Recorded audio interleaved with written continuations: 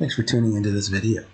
I want to share with you a concept I've been working on for a laser CNC machine. It uses this pan and tilt mechanism.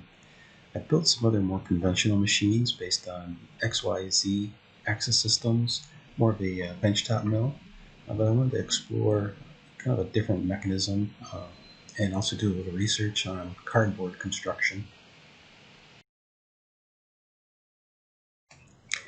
Before beginning my design, I went to YouTube to see what other people were working on. I found some pretty inspirational machine designs.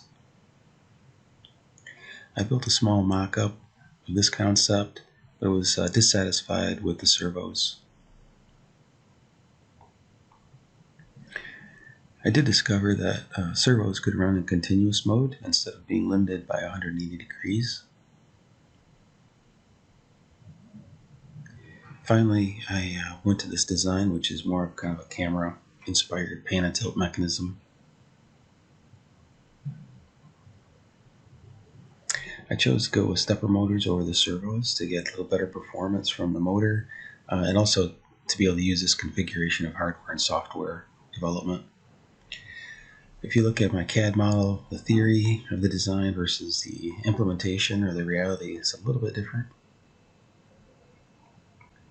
This is just an example of some of the construction that I'm doing with PVA glue and cardboard.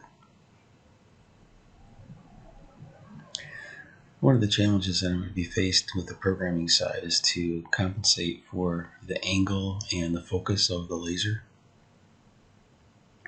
In the future, I may decide to add an additional axis to be able to rotate so I can burn images or burn onto cylindrical objects.